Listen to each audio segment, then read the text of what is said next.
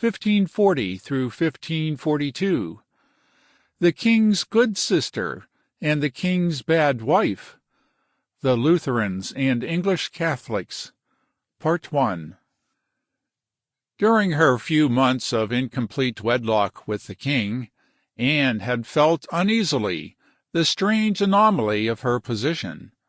She accompanied Henry in his daily life, at bed and board, and shared with him the various festivities held in celebration of the marriage, the last of which was a splendid tournament given by the bachelor courtiers at Durham House on May Day. She had studied English diligently, and tried to please her husband in 100 well-meant but ungainly ways. She had, by her jovial manner and real kindness of heart, become very popular with those around her, but yet she got no nearer to the glum, bloated man by her side. In truth, she was no fit companion for him, either physically or mentally. Her lack of the softer feminine charms, her homely manners, her lack of learning and of musical talent, on which Henry set so much store, were not counterbalanced by strong will or commanding ability which might have enabled her to dominate him, or by feminine craft by which he might have been captivated. She was a woman, however, and could not fail to know that her repudiation in some form was in the air. It was one of the accusations against Cromwell that he had divulged to her what the king had said about the marriage, but, so far from doing so, he had steadily avoided compliance with her oft-repeated requests for an interview with him. Shortly before Cromwell's fall, Henry had complained to him that Anne's temper was becoming tart, and then Cromwell thought well to warn her through her chamberlain that she should try to please the king more.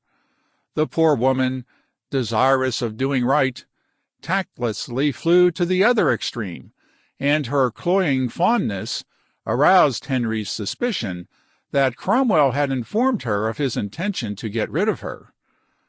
Anne's Lutheranism, moreover, had begun to grate upon the tender conscience of her husband under the prompting of the Catholic party, although she scrupulously followed the English ritual and later became a professed Catholic.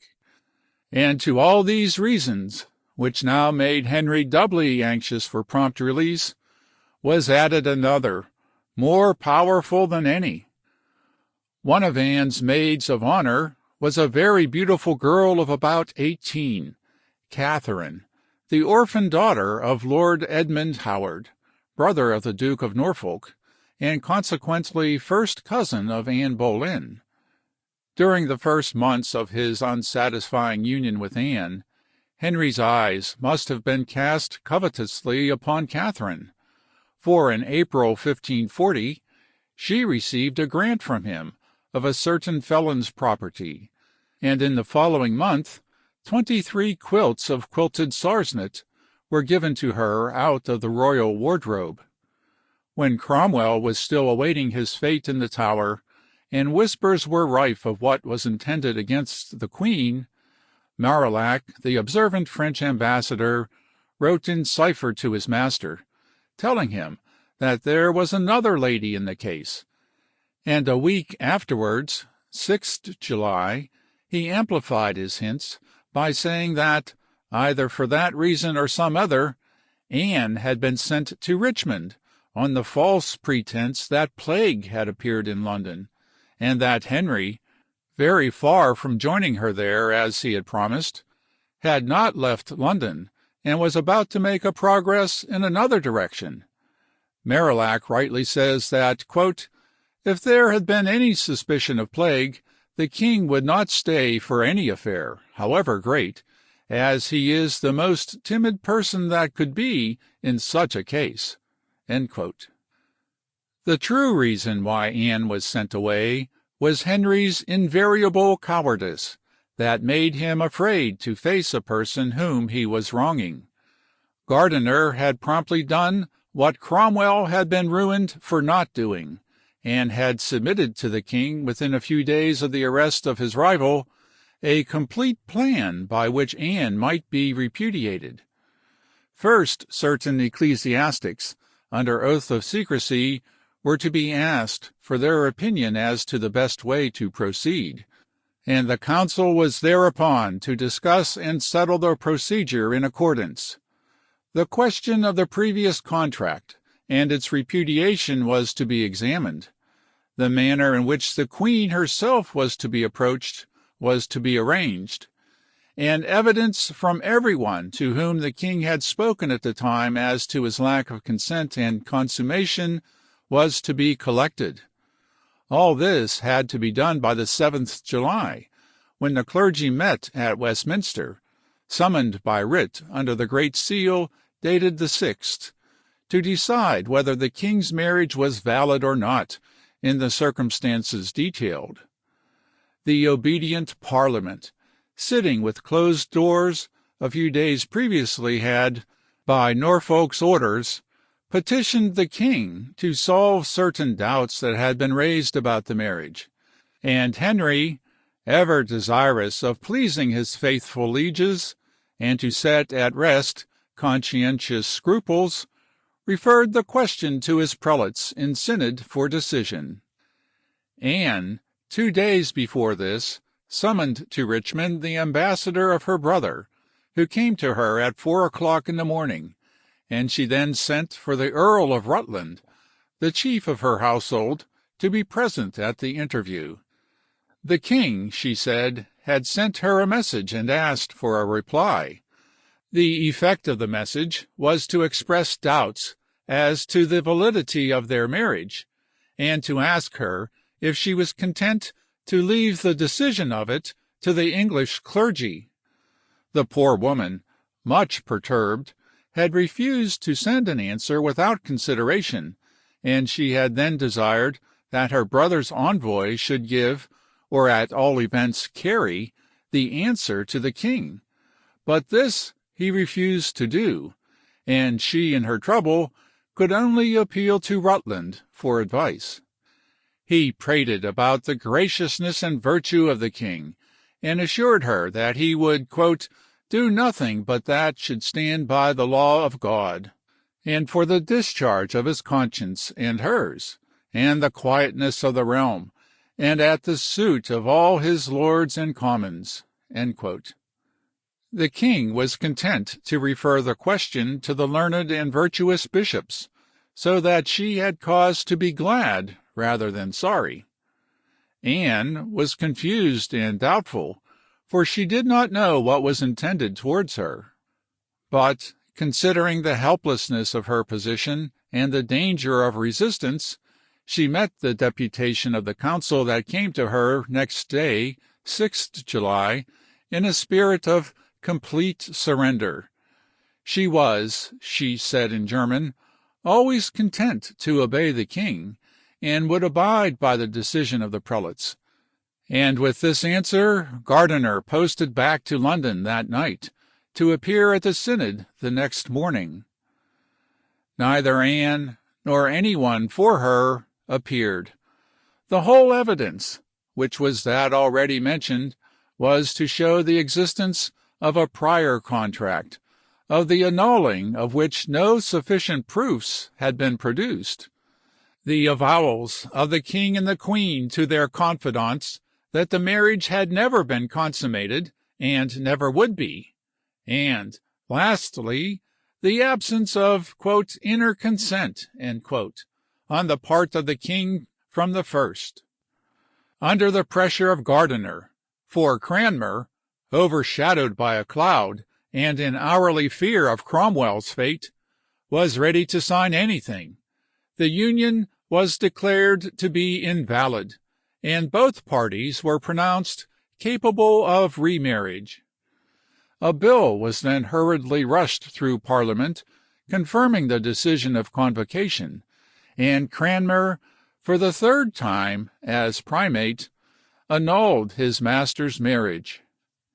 Anne was still profoundly disturbed at the fate that might be in store for her, and when Suffolk, Southampton, and Wriothesley went to Richmond on the 10th July to obtain her acceptance of the decision, she fainted at the sight of them. They did their best to reassure her, giving her from the king a large present of money and a specially affectionate letter. She was assured that if she would acquiesce and remain in the realm, she should be the king's adopted sister, with precedence before all other ladies but the king's wife and daughters. A large appanage should be secured to her, and jewels, furniture, and the household of a royal princess provided for her. She was still doubtful, and some persuasion had to be used before she would consent to sign the letter dictated to her as the king's sister. But at last she did so, and was made to say that, quote, "though the case was hard and sorrowful, for the great love she bears to his noble person, yet, having more regard for God and his truth than for any worldly affection, she accepts the judgment, praying that the king will take her as one of his most humble servants, and so determine of her that she may sometimes enjoy his presence." End quote.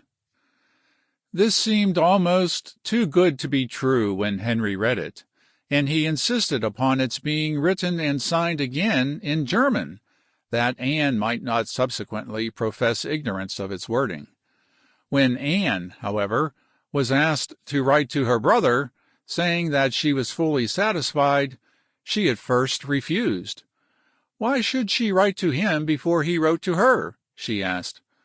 If he sent a complaint, she would answer it as the king wished, but after a few days she gave way on this point when further pressed. So delighted was Henry at so much submission to his will that he was kindness and generosity itself. On the 14th July he sent the councillors again to Richmond with another handsome present, and a letter to his right dear and right entirely beloved sister, thanking her gratefully for her wise and honorable proceedings. Quote, "As it is done in respect of God and his truth, and continuing your conformity, you shall find us a perfect friend, content to repute you as our dearest sister." End quote. He promised her £4,000 a year, with the 2 royal residences of Richmond and Bletchingley, and a welcome at court when she pleased to come. In return, she sent him another amiable letter and the wedding ring, expressing herself fully satisfied. She certainly carried out her part of the arrangement to perfection, whether from fear or complaisance, assuring the envoys of her brother the Duke that she was well treated, as in a material sense indeed she was, and thenceforward made the best of her life in England. Her brother and the German Protestants were, of course, furiously indignant, but, as the injured lady expressed herself not only satisfied but delighted with her position, no ground could be found for open quarrel. She was probably a person of little refinement of feeling, and highly appreciated the luxury and abundance with which she thenceforward was surrounded, enjoying, as she always did, recreation and fine dress, in which she was distinguished above any of Henry's wives. On the day after the synod had met in Westminster to decide the invalidity of the marriage, 7th July, Pate, the English ambassador, saw the emperor at Bruges, with a message from Henry which foreshadowed an entire change in the foreign policy of England. Charles received Pate at midnight, and was agreeably surprised to learn that conscientious scruples had made Henry doubt the validity of his union with Anne. The emperor's stiff demeanor changed at once, and, as the news came day by day of the progress of the separation of Henry from his Protestant wife, the cordiality of the emperor grew towards him, whilst England itself was in full Catholic reaction. The fall of Cromwell had, as it was intended to do, provided Henry with a scapegoat. The spoliation and destruction of the religious houses, by which the king and many of the Catholic nobles had profited enormously, was laid to the dead man's door.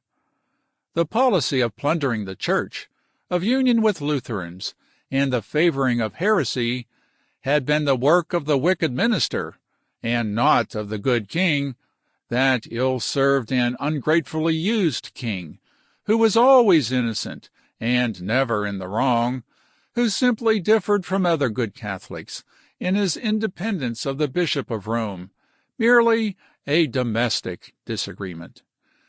With such suave hypocrisy as this, difficulties were soon smoothed over, and to prove the perfect sincerity with which Henry proceeded, Protestants, like Barnes, Gerard, and Jerome, were burnt impartially side by side with Catholics, who did not accept the spiritual supremacy of Henry over the Church in England, such as Abel, Powell, Featherstone, and Coke.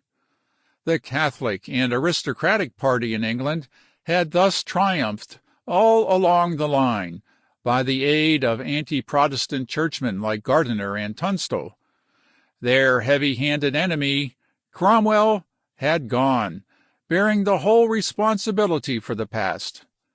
The king had been flattered by exoneration from blame, and pleased by the release of his wife, so deftly and pleasantly effected. No one but Cromwell was to blame for anything. They were all good Catholics, whom the other Catholic powers surely could not attack for a paltry quarrel with the Pope. And, best of all, the ecclesiastical spoil was secured to them and their heirs forever, for they all maintained the supremacy of the king in England, good Catholics though they were. But withal, they knew that Henry must have someone close to him to keep him in the straight way. The nobles were not afraid of Cranmer, for he kept in the background, and was a man of poor spirit, and, moreover, for the moment the danger was hardly from the reformers. The nobles had triumphed by the aid of Gardiner, and Gardiner was now the strong spirit near the king. But the aims of the nobles were somewhat different from those of churchmen, and a Catholic bishop, as the sole director of the national policy, might carry them farther than they wished to go. Henry's concupiscence must therefore once more be utilized, and the woman upon whom he cast his eyes, if possible, made into a political instrument to forward the faction that favored her. Gardiner was nothing loath, for he was sure of himself. But how eager Norfolk and his party were to take advantage of Henry's fancy for Catherine Howard, to effect her lodgment by his side as queen, is seen by the almost indecent haste with which they began to spread the news of her rise, even before the final decision was given as to the validity of the marriage with Anne. On the 12th July, a humble dependent of the Howards, Mistress Joan Bulmer, of whom more will be heard, wrote to Katherine, congratulating her upon her coming greatness, and begging for an office about her person, quote, "For I trust the Queen of Britain will not forget her secretary." End quote. Less than a fortnight later, 21st July, the French ambassador gives as a piece of gossip that Catherine Howard was already pregnant by the king, and that the marriage was therefore being hurried on. Exactly when or where the wedding took place is not known, but it was a private one, and by the 11th August Catherine was called queen, and acknowledged as such by all the court. On the 15th, Marillac wrote that her name had been added to the prayers in the church service, and that the king had gone on a hunting expedition, presumably accompanied by his new wife, whilst, quote, "Madame de Cleves, so far from claiming to be married, is more joyous than ever, and wears new dresses every day." Everybody thus was well satisfied, except the Protestants. Henry, indeed, was delighted with his tiny, sparkling girl wife, and did his best to be a gallant bridegroom to her, though there was none of the pomp and splendor that accompanied his previous nuptials. The autumn of 1540 was passed in a leisurely progress through the shires to Grafton, where most of the honeymoon was spent. The rose crowned was chosen by Henry as his bride's personal cognizance, and the most was made of her royal descent and connections by the enamoured king. "The king is so amorous of her," wrote Marillac in September, "that he cannot treat her well enough, and caresses her more than he did the others." Even thus early, however, whispers were heard of the king's fickleness. Once it was said that Anne of Cleves was pregnant by him, and he would cast aside Katherine in her favor, and shortly afterwards he refrained from seeing his new wife for 10 days together, because of something she had done to offend him. The moral deterioration of Henry's character, which had progressed in proportion with the growing conviction of his own infallibility and immunity, had now reached its lowest depth. He was rapidly becoming more and more bulky, and his temper, never angelic, was now irascible in the extreme. His health was bad, and increasing age had made him more than ever impatient of contradiction or restraint, and no consideration but that of his own interest and safety influenced him. The policy which he adopted under the guidance of Gardiner and Norfolk was one of rigorous enforcement of the 6 Articles, and, at the same time, of his own spiritual supremacy in England. All chance of a coalition of Henry with the Lutherans was now out of the question. "Squire Henry means to be God, and to do as pleases himself," said Luther at the time. And the emperor, freed from that danger, and faced with the greater peril of a coalition of the French and Turks, industriously endeavored to come to some modus vivendi with his German electors. The rift between Charles and Francis was daily widening, and Henry himself was aiding the process to his full ability, for he knew that whilst they were disunited, he was safe. But for the first time in his reign, except when he defied the Pope, he adopted a policy, probably his own and not that of his ministers, calculated to offend both the Catholic powers, whilst he was alienated from the reforming element on the continent. By an act of Parliament, the ancient penal laws against foreign denizens were reenacted, and all foreigners, but established merchants, were to be expelled the country, whilst alien merchants resident were to pay double taxation. The taxation of Englishmen, enormous under Cromwell, was now recklessly increased, with the set purpose of keeping the lieges poor, just as the atrocious religious executions were mainly to keep them submissive and incapable of questioning the despot's will. But though Englishmen might be stricken dumb by persecution, the expulsion or oppression of foreigners led to much acrimony and reprisals on the part both of the Emperor and Francis.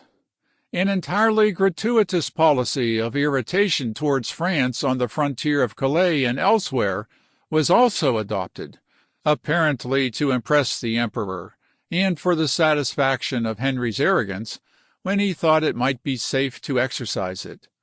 The general drift of English policy at the time was undoubtedly to draw closer to the Emperor, not entirely to the satisfaction of the Duke of Norfolk, who was usually pro-French.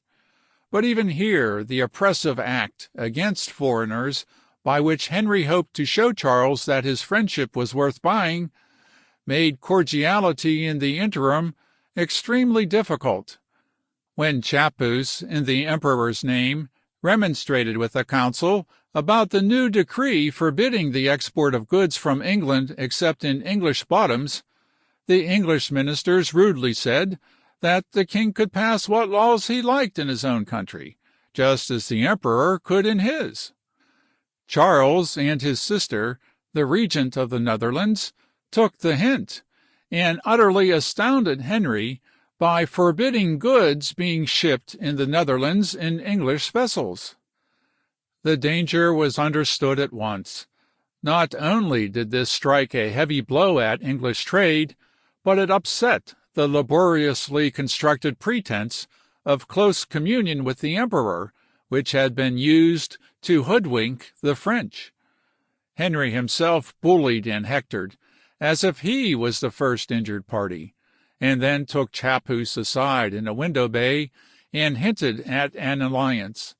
He said that the French were plotting against the emperor and trying to gain his, Henry's, support, which, however, he would prefer to give to the emperor if he wished for it.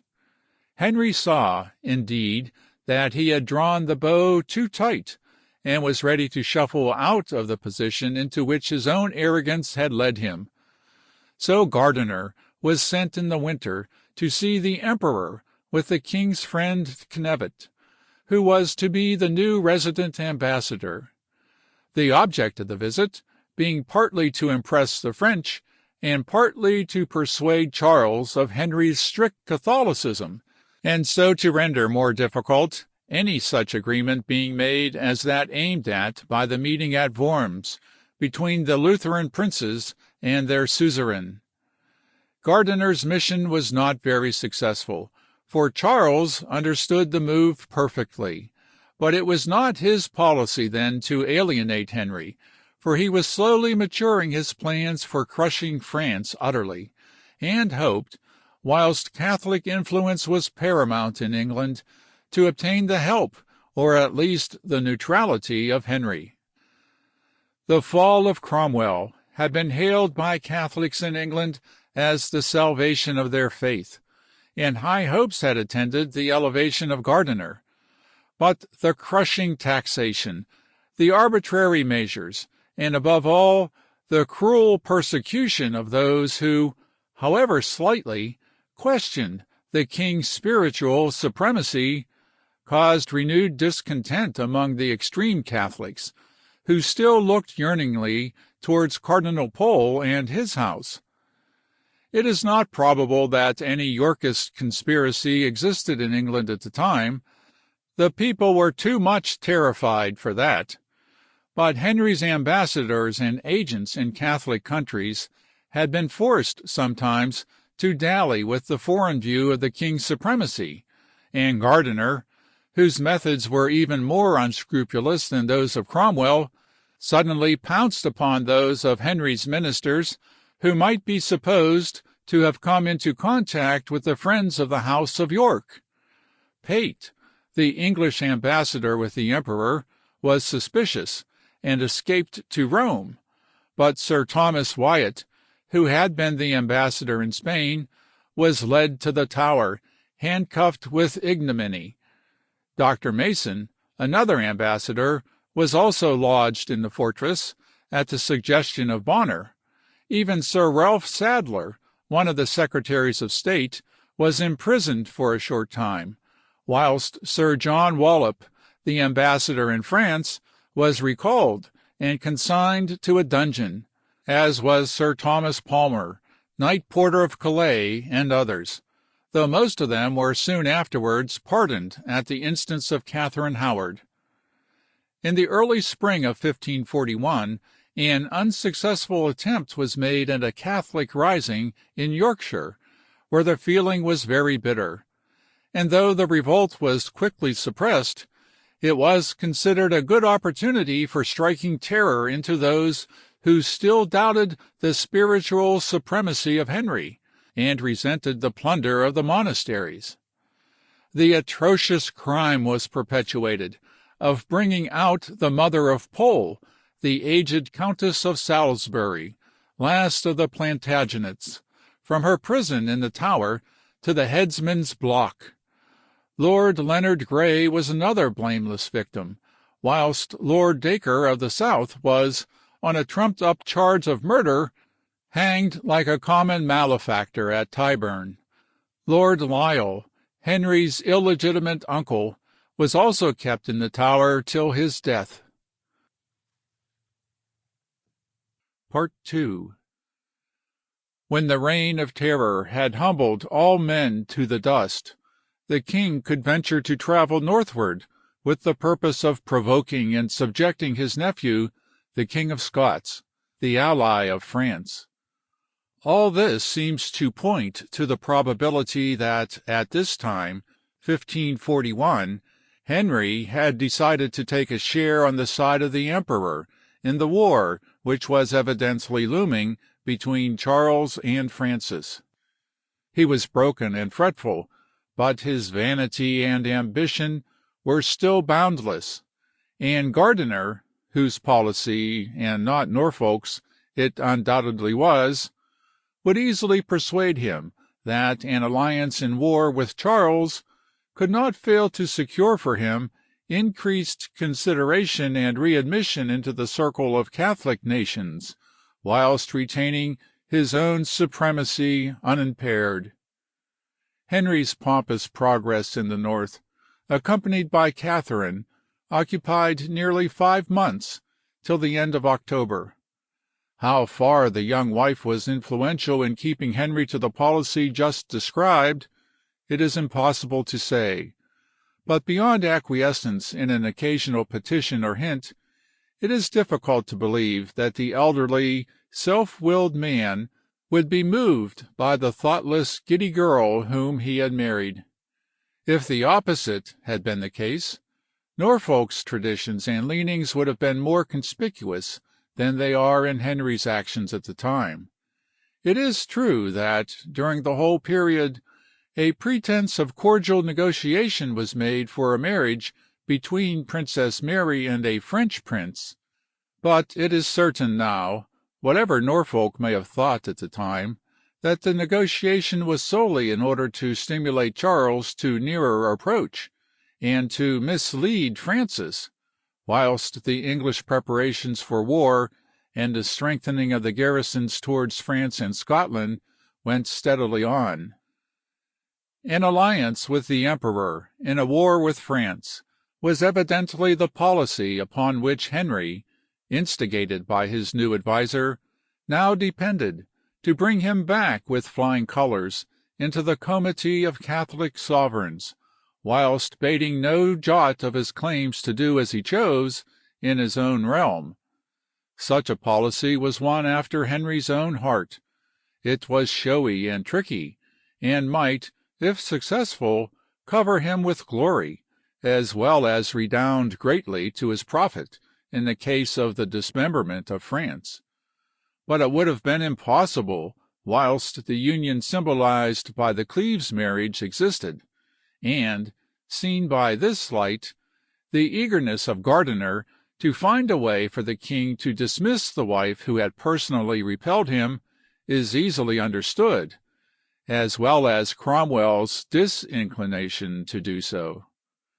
The encouragement of the marriage with Catherine Howard, part of the same intrigue, was still further to attach the king to its promoters, and the match was doubtless intended at the same time to conciliate Norfolk and the nobles whilst Gardiner carried through his policy.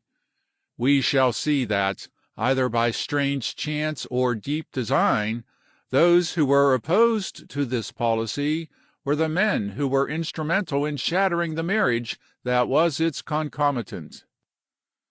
Henry and his consort arrived at Hampton Court from the north on the 30th October, 1541, and to his distress he found his only son, Edward, seriously ill of quartan fever. All the physicians within reach were summoned, and reported to the anxious father that the child was so fat and unhealthy as to be unlikely to live long. The king had now been married to Katherine for 15 months, and there were no signs of probable issue. Strange whispers were going about on back stairs and antechambers with regard to the Queen's proceedings. She was known to have been a giddy, neglected girl before her marriage, having been brought up by her grandmother, the Dowager Duchess of Norfolk, without the slightest regard for her welfare or the high rank of her family, and her confidants in a particularly dissolute court were many and untrustworthy. The king, naturally, was the last person to hear the malicious tittle-tattle of jealous waiting-maids and idle pages about the queen, and though his wife's want of reserve and dignity often displeased him, he lived usually upon affectionate terms with her.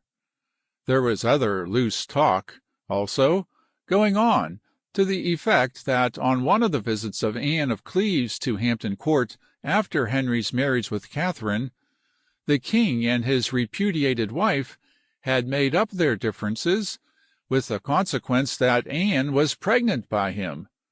It was not true, though later it gave much trouble both to Henry and Anne, but it lent further support to the suggestions that were already being made that the king would dismiss Katherine and take Anne back again.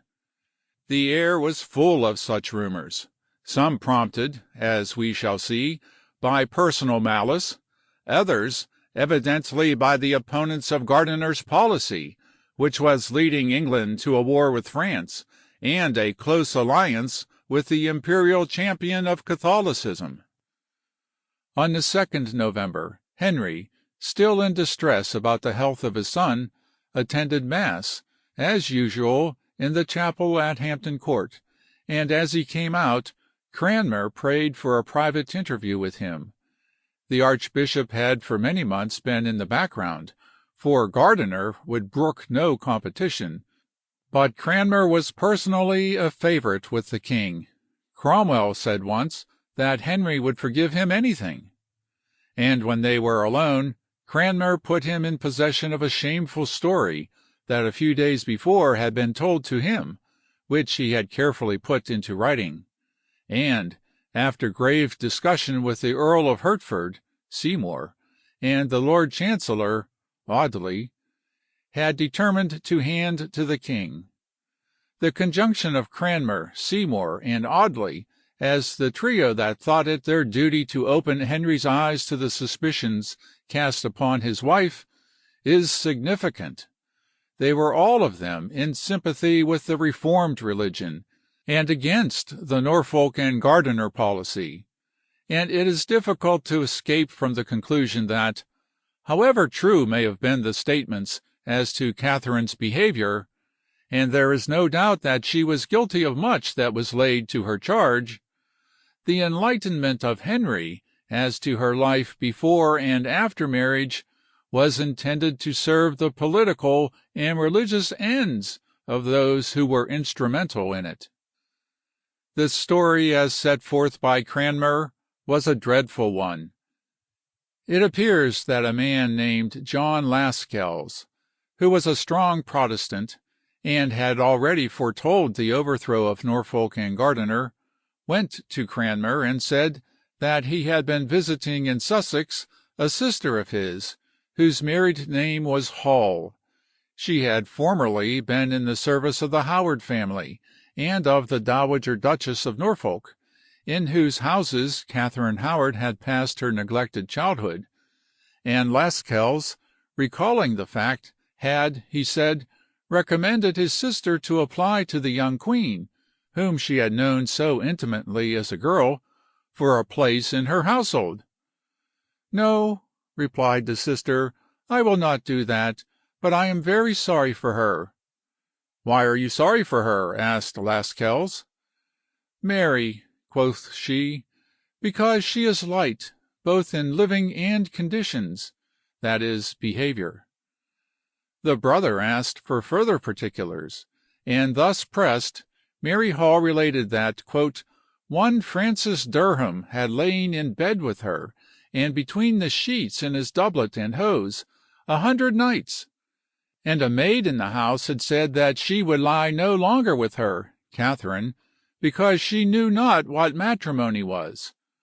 Moreover, one Mannock, a servant of the Dowager Duchess, knew and spoke of a private mark upon the Queen's body." This was the document which Cranmer handed to the king, "not having the heart to say it by word of mouth." And it must be admitted that, as it was only a bit of second-hand scandal, without corroboration, and could not refer to any period subsequent to Catherine's marriage, it did not amount to much. Henry is represented as having been inclined to make light of it, which was natural, but he nevertheless summoned Fitzwilliam, Southampton, Lord Russell, Lord Admiral, Sir Anthony Browne, and Wriothesley, and deputed to them the inquiry into the whole matter. Fitzwilliam hurried to London, and then to Sussex, to examine Lascelles and his sister, whilst the others were sent to take the depositions of Durham, who was now in Katherine's service, and was ordered to be apprehended on a charge of piracy in Ireland some time previously, and Mannock, who was a musician in the household of the Duchess. On the 5th November, the ministers came to Hampton Court with the shocking admissions which they had extracted from the persons examined. Up to that time Henry had been gay, and had thought little of the affair, but now, when he heard the statements presented to him, he was overcome with grief. "His heart was pierced with pensiveness," we are told, "so that it was long before he could utter his sorrow, and finally, with copious tears, which was strange in his courage, opened the same." The next day, Sunday, he met Norfolk and the Lord Chancellor secretly in the fields, and then, with the closest privacy, took boat to London, without bidding farewell to Katherine, leaving in the hands of his council the unravelling of the disgraceful business. The story, pieced together from the many different depositions, and divested of its repetitions and grossness of phraseology, may be summarized as follows. Katherine, whose mother had died early, had grown up uncared for in the house of her grandmother at Horsham in Norfolk, and later at Lambeth, apparently living her life in common with the women servants. Whilst she was yet quite a child, certainly not more than 13, probably younger, Henry Mannock, one of the Duchess's musicians, had taught her to play the virginals, and, as he himself professed, had fallen in love with her. The age was a licentious one, and the maids, probably to disguise their own amours, appeared to have taken a sport in promoting immoral liberties between the orphan girl and the musician, carrying backwards and forwards between the ill-matched pair tokens and messages, and facilitating secret meetings at untimely hours, and Mannock deposed unblushingly to have corrupted the girl systematically and shamefully, though not criminally. On one occasion the old Duchess found this scamp hugging her granddaughter, and in great anger she beat the girl, upbraided the musician, and forbade such meetings for the future. Mary Hall, who first gave the information, represents herself as having remonstrated indignantly with Mannock for his presumption in pledging his troth, as one of the other women told her he had, with Katherine. He replied impudently that all he wanted of the girl was to seduce her, and he had no doubt that he should succeed in doing so, seeing the liberties she had already permitted him to take with her. Mary Hall said that she had warned him that the Howards would kill or ruin him if he did not take care. Katherine, according to Mary Hall's tale, when told of Mannock's impudent speech, had angrily said that she cared nothing for him, but he managed the next time he saw her, by her own contrivance, to persuade her that he was so much in love as not to know what he said. Before long, however, a more dangerous lover, because one of better rank, appeared in the field, and spoilt Mannoch's game. This was Francis Durham, a young gentleman of some means in the household of the Duke of Norfolk, of whom he seems to have been a distant connection. In his own confession, he boldly admitted that he was in love with Katherine, and had promised her marriage.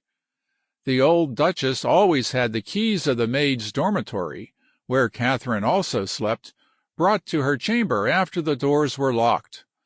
But means were found by the women to laugh at locksmiths, and the most unbridled license prevailed amongst them. Durham, with the lovers of two of the women, used to obtain access almost nightly to the dormitory, where they remained feasting and rioting until 2 or 3 in the morning, and there can remain little doubt that, on the promise of marriage, Durham practically lived with Katherine as his wife, thus clandestinely, for a considerable period, whilst she was yet very young. Mannoch, who found himself supplanted, thereupon wrote an anonymous letter to the Duchess, and left it in her pew at chapel, saying that, if her grace would rise again an hour after she had retired, and visit the gentlewoman's chamber, she would see something that would surprise her. The old lady, who was not free from reproach in the matter herself, railed and stormed at the women, and Katherine, who was deeply in love with Durham, stole the anonymous letter from her grandmother's room and showed it to him, charging Mannoch with having written it. The result, of course, was a quarrel, and the further enlightenment of the Duchess with regard to her granddaughter's connection with Durham. The old lady herself was afterwards accused of having introduced Durham into her household for the purpose of forwarding a match between him and Katherine, and finally got into great trouble and danger by seizing and destroying Durham's papers before the King's Council could impound them. But when she learnt the lengths to which the immoral connection had been carried, and the shameful licentiousness that had accompanied it, she made a clean sweep of the servants inculpated, and brought her granddaughter to live at Lambeth amongst a fresh set of people. There is no doubt that Katherine and Durham were secretly engaged to be married, and, apart from the immoral features of the engagement, no very great objection could have been taken to it. She was a member of a very large family, an orphan, with no dower or prospects, and her marriage with Durham, who was a sort of relative, would have been not a glaringly unequal one. With lover-like alacrity, he provided her with the feminine treasures which she coveted, but which her lack of means prevented her from buying. Artificial flowers, articles of dress, or materials for them, trinkets and adornments, not to speak of the delicacies which he brought to furnish forth the tables during the nightly orgy. He had made no great secret of his engagement to, and intention of, marrying Katherine, and had shown various little tokens of her troth that she had given him. On one of his piratical raids, moreover, he had handed to her the whole of his money, as to his affianced wife, and told her she might keep it if he came not back, whilst, on other occasions, he had exercised his authority, as her betrothed, to chide her for her attentions to others. When, at last, the old Duchess learnt fully of the immoral proceedings that had been going on, Katherine got another severe beating, and Durham fled from the vengeance of the Howards. After the matter had blown over, and Katherine was living usually at Lambeth, Durham found his way back, and attempted clandestinely to renew the connection. But Katherine by this time was older and more experienced, as beseemed a lady at court. It was said that she was affianced to her cousin, Thomas Culpeper, but in any case she indignantly refused to have anything to do with Durham, and hotly resented his claim to interfere in her affairs. So far, the disclosures referred solely to misconduct previous to Catherine's marriage with the king, and, however reprehensible this may have been, it only constructively became treason post facto by reason of the concealment from the king of his wife's previous immoral life, whereby the royal blood was "tainted," and he himself injured. Cranmer was therefore sent to visit Katherine, with orders to set before her the iniquity of her conduct and the penalty prescribed by the law, and then to promise her the king's mercy on certain conditions. The poor girl was frantic with grief and fear when the primate entered, and he, in compassion, spared her the first parts of his mission, and began by telling her of her husband's pity and clemency. The reaction from her deadly fear sent her into greater paroxysms than ever of remorse and regret. This sudden mercy made her offences seem the more heinous. "This was about the hour, 6 o'clock," she sobbed, "that Master Heneage was wont to bring me knowledge of his grace." The promise of mercy may or may not have been sincere, but it is evident that the real object of Cranmer's visit was to learn from Katherine whether the betrothal with Durham was a binding contract. If that were alleged in her defence, the marriage with the king was voidable, as that of Anne of Cleves was for a similar cause. And if, by reason of such prior contract, Katherine had never legally been Henry's wife, her guilt was much attenuated, and she and her accomplices could only be punished for concealment of fact to the king's detriment, a sufficiently grave crime, it is true, in those days, but much less grave if Katherine was never legally Henry's wife. It may therefore have seemed good policy to offer her clemency on such conditions as would have relieved him of her presence forever, with as little obloquy as possible. But other counsels eventually prevailed.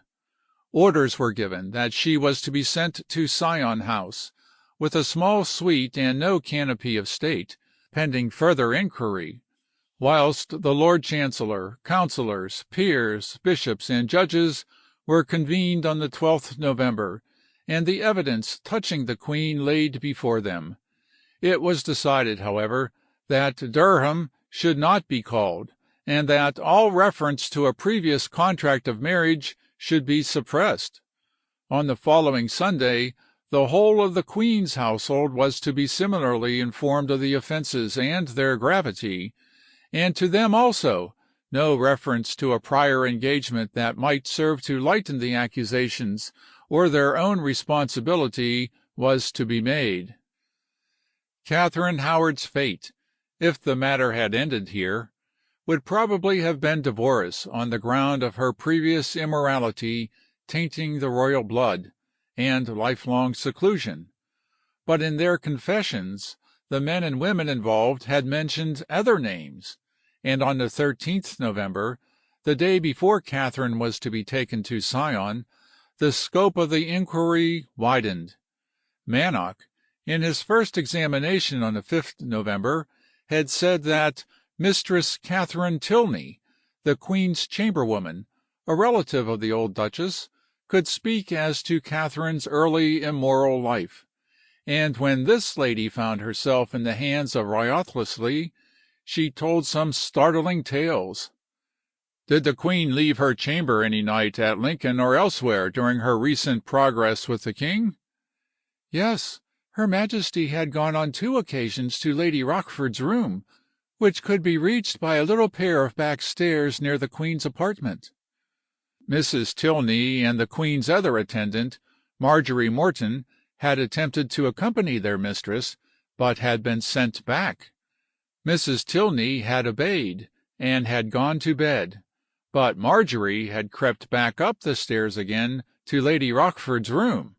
About 2 o'clock in the morning, Marjorie came to bed in the same dormitory as the other maids. "Jesu, is not the Queen abed yet?" asked the surprised Tilney as she awoke. "Yes," in effect replied Marjorie, "she has just retired." On the second occasion Katherine sent the rest of her attendants to bed, and took Tilney with her to Lady Rochford's room, but the maid, with Lady Rochford's servant, were shut up in a small closet, and not allowed to see who came into the principal apartments. But, nevertheless, her suspicions were aroused by the strange messages with which she was sent by Katherine to Lady Rochford's, "so strange that she knew not how to utter them." Even at Hampton Court lately, as well as at Grimsthorpe during the progress, she had been bidden by the Queen to ask Lady Rochford "when she should have the thing she promised her," the answer being that she, Lady Rochford, was sitting up for it, and would bring the Queen word herself. Then Marjorie Morton was tackled by Sir Anthony Browne. She had never mistrusted the Queen until the other day, at Hatfield, "when she saw Her Majesty look out of the window to Mr. Culpeper, in such sort that she thought there was love between them." Whilst at Hatfield the Queen had given orders that none of her attendants were to enter her bedroom unless they were summoned. Marjorie, too, had been sent on mysterious secret errands to Lady Rochford, which she could not understand, and, with others of the maids, had considered herself slighted by the Queen's preference for Katherine Tilney, and for those who owed their position to Lady Rochford, which lady, she said, she considered the principal cause of the Queen's folly. Thus far there was nothing beyond the suspicions of jealous women, but Lady Rochford was frightened into telling a much more damning story, though she tried to make her own share in it as light as possible. The Queen, she confessed, had had many interviews in her rooms with Culpeper, at Greenwich, Lincoln, Pontefract, York, and elsewhere, for many months past. But as Culpeper stood at the farther end of the room with his foot upon the top of the back stairs, so as to be ready to slip down in case of alarm, and the Queen talked to him at the door, Lady Rochford professed to be ignorant of what passed between them. One night, she recalled, the Queen and herself were standing at the back door at 11 at night, when a watchman came with a lantern and locked the door. Shortly afterwards, however, Culpeper entered the room, saying that he and his servant had picked the lock. Since the first suspicion had been cast upon the Queen by Lascelles, Katherine, according to Lady Rochford, had continually asked for Culpeper, "if that matter came not out, she feared nothing," and finally Lady Rochford, although professing to have been asleep during some of Culpeper's compromising visits, declared her belief that criminal relations had existed between him and the Queen. Culpeper, according to the depositions, made quite a clean breast of it, though what means were adopted for making him so frank is not clear. Probably torture, or the threat of it, was resorted to, since Hertford, Reich, and Audley had much to do with the examinations, whilst even the Duke of Norfolk and Wriothesley, not to appear backward in the king's service, were as anxious as their rivals to make the case complete. Culpeper was a gentleman of great estate in Kent and elsewhere, holding many houses and offices, a gentleman of the chamber, clerk of the armoury, steward and keeper of several royal manors, and he had received many favours from the king, with whom he ordinarily slept. He deposed, too, and described many stolen interviews with Katherine, all apparently after the previous Passion Week, 1541, when the Queen, he said, had sent for him and given him a velvet cap. Lady Rochford, according to his statement, was the go-between, and arranged all the assignations in her apartments, whilst the Queen, whenever she reached a house during the progress, would make herself acquainted with the back doors and back stairs, in order to facilitate the meetings. At Pontefract she thought the back door was being watched by the king's orders, and Lady Rochford caused her servant to keep a counter-watch. On one occasion, he said, the Queen had hinted that she could favour him, as a certain lady of the court had favoured Lord Parr, and when Culpeper said he did not think that the Queen was such a lady as the one mentioned, she had replied, "Well, if I had tarried still in the maiden's chamber, I would have tried you." And on another occasion she had warned him that if he confessed, even when he was shriven, what had passed between them, the king would be sure to know, as he was the head of the church. Culpeper's animus against Lady Rochford is evident. She had provoked him much, he said, to love the Queen, and he intended to do ill with her. Evidence began to grow, too, that not only was Durham admittedly guilty with the Queen before marriage, but that suspicious familiarity had been resumed afterwards. He himself confessed that he had been more than once in the Queen's private apartment, and she had given him various sums of money, warning him to heed what he said, which, truth to tell, he had not done, according to other deponents. Part 3. Everybody implicated in the scandals was imprisoned, mostly in the Tower, several members of the House of Howard being put under guard, and Norfolk, trembling for his own position, showed as much zeal as anyone to condemn his unfortunate niece. He knew, indeed, at this time that he had been used simply as a cat's paw in the advances towards France, and complained bitterly that the match he had secretly suggested between the Princess Mary and the Duke of Orleans was now common talk, which gave ground for his enemies who were jealous of him to denounce him to the king as wishing to embrace all great affairs of state. It is clear that at this period it was not only the Protestants who were against Norfolk, but his own colleagues who were planning the alliance with the emperor, which to some extent explains why such men as Wriothesley, Fitzwilliam, and Brown were so anxious to make the case of Katherine and her family look as black as possible, and why Norfolk aided them so as not to be left behind. When, on the 15th December, the old Dowager Duchess of Norfolk, his stepmother, his half-brother, Lord William Howard and his wife, and his sister, Lady Bridgewater, were imprisoned on the charge of having been privy to Katherine's doings before marriage, the Duke wrote as follows to the king, quote, "I learnt yesterday that mine ungracious mother-in-law, mine unhappy brother and his wife, and my lewd sister of Bridgewater were committed to the Tower, and am sure it was not done but for some false proceeding against your Majesty.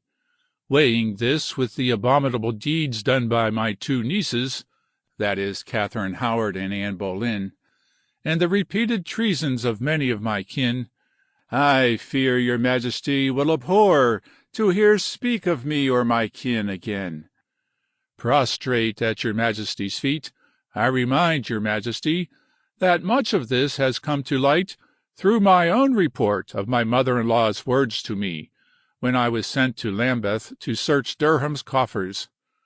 My own truth, and the small love my mother-in-law and nieces bear me, make me hope. And I pray your Majesty for some comfortable assurance of your royal favour, without which I will never desire to live. Kenninghall Lodge, 15th December, 1541. On the 1st December, Culpeper and Durham had been arraigned before a special commission in Guildhall, accused of treason. The indictment set forth that before her marriage, Katherine had, led an abominable, base, carnal, voluptuous, and vicious life, like a common harlot, whilst, at other times, maintaining an appearance of chastity and honesty, that she led the king to love her, believing her to be pure, and arrogantly coupled with him in marriage.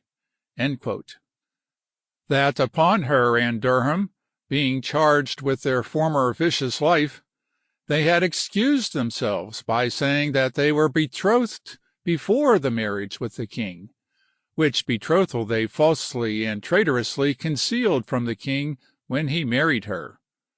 After the marriage, they attempted to renew their former vicious courses at Pontefract and elsewhere, the queen having procured Durham's admission into her service and entrusted secret affairs to him.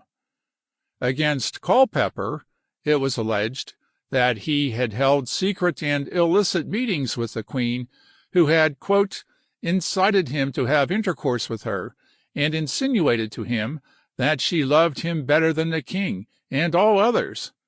Similarly, Culpeper incited the queen, and they had retained Lady Rochford as their go-between, she having traitorously aided and abetted them. It will be noticed that actual adultery is not alleged, and the indictment follows very closely the deposition of the witnesses.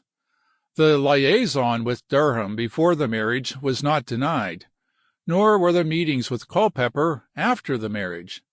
This and the concealment were sufficient for the king's purpose, without adding to his ignominy by laboring to prove the charge of adultery. After pleading not guilty, the two men, in face of the evidence and their own admissions, changed their plea to guilty, and were promptly condemned to be drawn through London to Tyburn, and there hanged, cut down alive, disemboweled, and, they still living, their bowels burnt, the bodies then to be beheaded and quartered.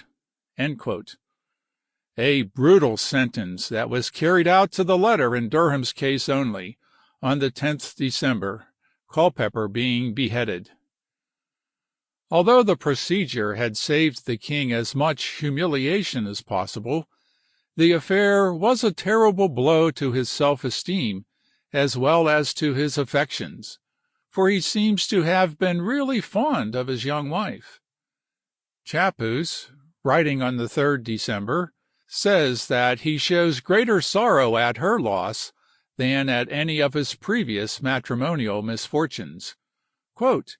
It is like the case of the woman who cried more bitterly at the loss of her 10th husband than for all the rest put together, though they had all been good men. But it was because she had never buried one before without being sure of the next. As yet, it does not seem that he has anyone else in view. The French ambassador, a few days later, wrote that, the grief of the king was so great that it was believed that it had sent him mad, for he had called suddenly for a sword with which to kill the queen, whom he had loved so much. Sometimes, sitting in council, he suddenly calls for horses, without saying whither he would go. Sometimes he will say, irrelevantly, that wicked woman had never had such delight in her incontinency as she should have torture in her death. And then, finally, he bursts into tears, bewailing his misfortune in meeting such ill-conditioned wives, and blaming his council for this last mischief. In the meanwhile, Henry sought such distraction as he might at Oatlands and other country places, solaced by music and mummers, whilst Norfolk, in grief and apprehension, lurked on his own lands, and Gardiner kept a firm hand upon affairs. The discomfiture of the Howards, who had brought about the Catholic reaction, gave new hope to the Protestants that the wheel of fate was turning in their favor. Anne of Cleves, they began to whisper, had been confined of a fair boy, "and who should it be but the King's Majesty's, begotten when she was at Hampton Court?" This rumor, which the king apparently was inclined to believe, gave great offense and annoyance to him and his council, as did the severely repressed but frequent statements that he intended to take back his repudiated wife. It was not irresponsible gossip alone that took this turn, for on the 12th December the ambassador from the Duke of Cleves brought letters to Cranmer at Lambeth from Chancellor Auxiliger, who had negotiated the marriage, commending to him the reconciliation of Henry with Anne. Cranmer, who understood perfectly well that, with Gardiner as the king's factotum, such a thing was impossible, was frightened out of his wits by such a suggestion, and promptly assured Henry that he had declined to discuss it without the sovereign's orders. But the envoy of Cleves was not lightly shaken off, and at once sought audience of Henry himself to press the cause of Madame Anne. He was assured that the king's grief at his present troubles would prevent his giving audience, and the Protestant envoy then tackled the council on the subject. As may be supposed, he met with a rebuff. The lady would be better treated than ever, he was told, but the separation was just and final, and the Duke of Cleves must never again request that his sister should be restored to the position of the king's wife. The envoy begged that an answer might be repeated formally to him, whereupon Gardiner flew into a rage, and said that the king would never take Anne back, whatever happened. The envoy was afraid to retort, for fear of evil consequences to Anne, but the Duke of Cleves, who was now in close league with the French, endeavored to obtain the aid of his new allies to forward his sister's cause in England. Francis, however, saw, like everyone else, that war between him and the emperor was now inevitable, and was anxious not to drive Henry into alliance with Charles against him. Cleves by himself was powerless, and the trend of politics in England under Gardiner, and with Henry in his present mood, was entirely unfavorable to a union with the Lutherans on the continent. So Anne of Cleves continued her placid and jovial existence as the king's good sister, rather than his wife, whilst the Protestants of England soon found that they had misjudged the situation produced by Catherine Howard's fall. All that the latter really had done was to place Norfolk and the French sympathizers under a cloud, and make Gardiner entirely master of the situation, whilst he carried out the king's own policy. Henry returned to Greenwich for Christmas 1541, and at once began his bargaining to sell his alliance with the emperor at as high a price as possible. He had already in hand the stoppage of trade with Flanders, which his ministers were still laboriously and stiffly discussing with the emperor's representatives. Any concession in that respect would have to be paid for. The French, too, were very anxious, according to his showing, for his friendship, and were offering him all manner of tempting matrimonial alliances, and when Henry, on the day after Christmas Day, received Chapuis at Greenwich, he was all smiles, but determined to make the best of his opportunities.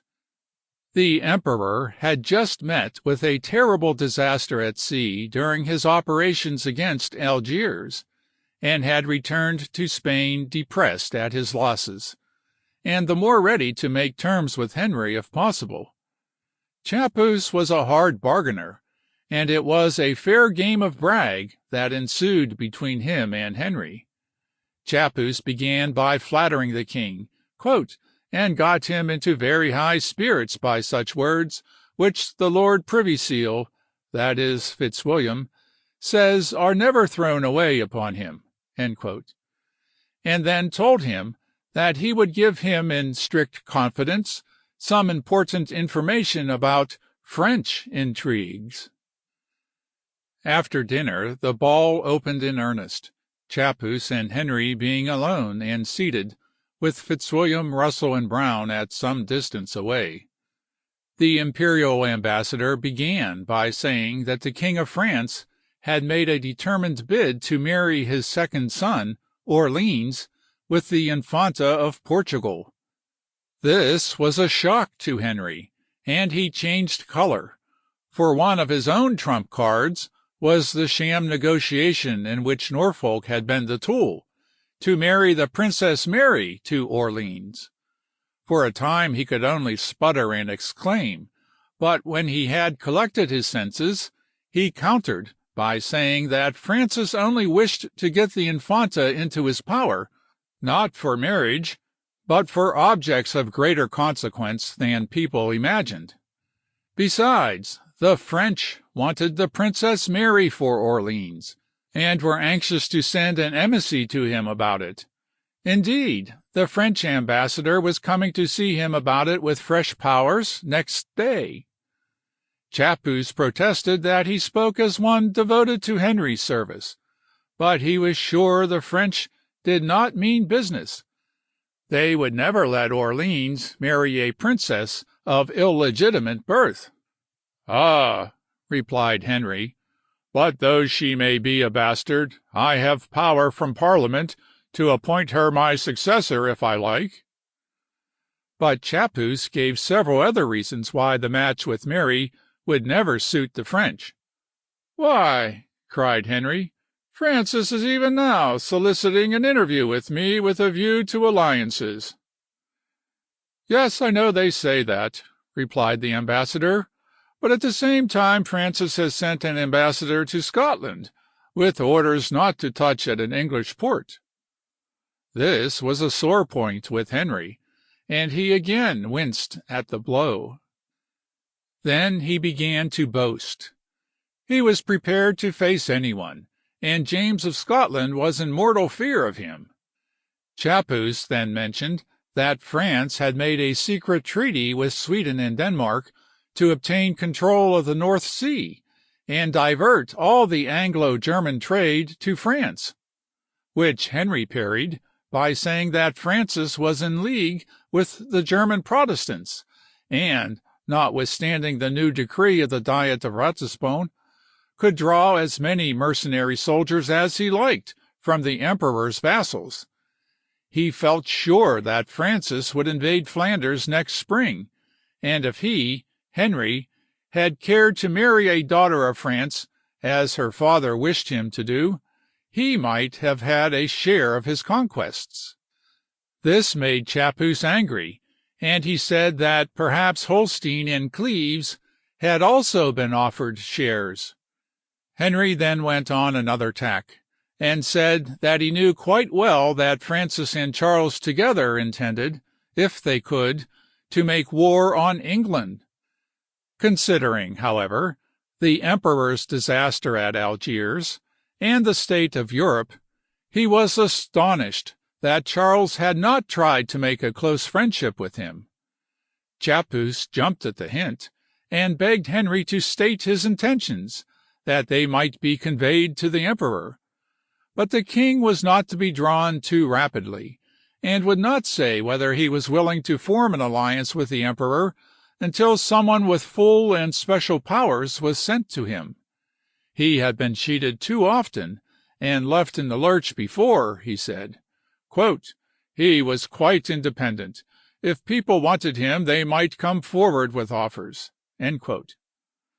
This sparring went on for hours on that day and the next, interspersed with little wrangles about the commercial question and innuendos as to the French intrigues.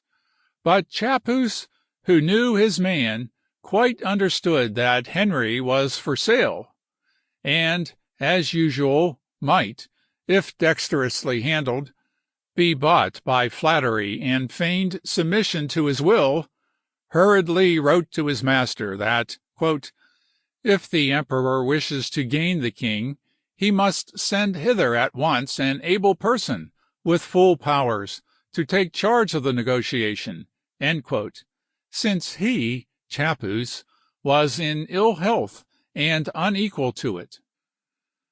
Thus the English Catholic reaction, that had been symbolized by the repudiation of Anne of Cleves and the marriage with Catherine Howard, was triumphantly producing the results which Henry and Gardiner had intended. The excommunicated king, the man who had flung aside his proud Spanish wife and bade defiance to the vicegerent of Christ, was to be flattered and sought in alliance by the head of the House of Aragon and the appointed champion of Roman orthodoxy. He was to come back into the fold unrepentant, with no submission or reparation made, a good Catholic, but his own pope. It was a prospect that appealed strongly to a man of Henry's vain and ostentatious character, for it gave apparent sanction to his favorite pose that everything he did was warranted by the strictest right and justice. It promised the possibility of an extension of his continental territory and the establishment of his own fame as a warrior and a king. We shall see how his pompous self-conceit enabled his ally to trick him out of his reward, and how the consequent reaction against those who had beguiled him drew his country farther along the road of the Reformation than Henry ever meant to go. But at present all looked rose-colored, for the imperial connection and the miserable scandal of Catherine Howard rather benefited than injured the chances of its successful negotiation. Cranmer, Hertford, and Audley had shot their bolt in vain, so far as political or religious aims were attained. In the meanwhile, the evidence against Catherine and her abettors was being laboriously wrung out of all those who had come into contact with her. The poor old Duchess of Norfolk and her son and daughters and several underlings were condemned for misprision of treason to perpetual imprisonment and confiscation, and in Parliament on the 21st January a bill of attainder against Catherine and 3 lady accomplices was presented to the Lords. The evidence presented against Catherine was adjudged to be insufficient in the absence of direct allegations of adultery after her marriage, or of specific admissions from herself. This and other objections seem to have delayed the passage of the bill until the 11th of February, when it received the royal assent by commission, condemning Catherine and Lady Rochford to death for treason. During the passage of the bill, as soon, indeed, as the procedure of Catherine's condemnation had been settled, Henry plucked up spirits again, and with characteristic heartlessness once more began to play the gallant. The king, writes Chappuis, had never been merry since first hearing of the Queen's misconduct, but he has been so since the attainder was arranged, especially on the 29th, when he gave a supper and banquet with 26 ladies at the table, besides gentlemen, and 35 at another table adjoining. The lady for whom he showed the greatest regard was a sister of Lord Cobham, whom Wyatt, some time ago, divorced for adultery. She is a pretty young creature, with wit enough to do as badly as the others if she were to try. The king is also said to fancy a daughter of Mistress Albart, and niece of Sir Anthony Browne, and also for a daughter by her first marriage of the wife of Lord Lisle, late Deputy of Calais. Up to this time Katherine had remained at Sion House, as Chapus reported, making good cheer, fatter and more beautiful than ever, taking great care to be well apparelled, and more imperious and exacting to serve than even when she was with the king, although she believes she will be put to death, and admits that she deserves it. Perhaps if the king does not wish to marry again, he may show her some compassion. No sooner, however, had the Act of Attainder passed its third reading in the Commons, 10th January, than Fitzwilliam was sent to Isleworth to convey her to the Tower. She resisted at first, but was of course overpowered, and the sad procession swept along the wintry river Londonward. First came Fitzwilliam's barge, with himself and several privy councillors. Then, in a small covered barge, followed the doomed woman, and the rear was guarded by a great barge full of soldiers, under the aged Duke of Suffolk, whose matrimonial adventures had been almost as numerous as those of his royal brother-in-law. Under the frowning portcullis of the Traitor's Gate, in the gathering twilight of the afternoon, the beautiful girl in black velvet landed amidst a crowd of councillors, who treated her with as much ceremony as if she still sat by the king's side. She proudly and calmly gloried in her love for her betrothed Culpeper, whom she knew she would soon join in death. There was no hysterical babbling like that of her cousin, Anne Boleyn, no regret in her mien or her words now, even as he, with his last breath, had confessed his love for her, and mourned that the king's passion for her had stood in the way of their honest union. So did she, with flashing eyes and blazing cheeks, proclaim that love was victorious over death, and that since there had been no mercy for the man she loved, she asked no mercy for herself from the king whose plaything of a year she had been. On Sunday evening, 12th February, she was told that she must be prepared for death on the morrow, and she asked that the block should be brought to her room, that she might learn how to dispose her head upon it. This was done, and she calmly and smilingly rehearsed her part in the tragedy of the morrow. Early in the morning, before it was fully light, she was led out across the green, upon which the hoar-frost glistened, to the scaffold erected on the same spot that had seen the sacrifice of Anne Boleyn. Around it stood all the councillors except Norfolk and Suffolk. Even her first cousin, the poet Surrey, with his own doom not far off, witnessed the scene. Upon the scaffold, half crazy with fear, stood the wretched Lady Rochford, the ministress of the Queen's amours, who was to share her fate. Katherine spoke shortly. She died, she said, in full confidence in God's goodness. She had grievously sinned and deserved death, though she had not wronged the king in the particular way that she had been accused of. If she had married the man she loved, instead of being dazzled by ambition, all would have been well. And when the headsman knelt to ask her forgiveness, she pardoned him, but exclaimed, quote, "I die a queen, but I would rather have died the wife of Culpeper." And then, kneeling in prayer, her head was struck off whilst she was unaware. Lady Rochford followed her to the block as soon as the head and trunk of the Queen had been piteously gathered up in black cloth by the ladies who attended her at last, and conveyed to the adjoining chapel for sepulture close to the grave of Anne Boleyn. Catherine Howard had erred much for love, and had erred more for ambition. But taking a human view of the whole circumstances of her life, and of the personality of the man she married, she is surely more worthy of pity than condemnation. Only a few days after her death we learn from Chapus, 25th February, that, "The king has been in better spirits since the execution, and during the last 3 days before Lent there has been much feasting.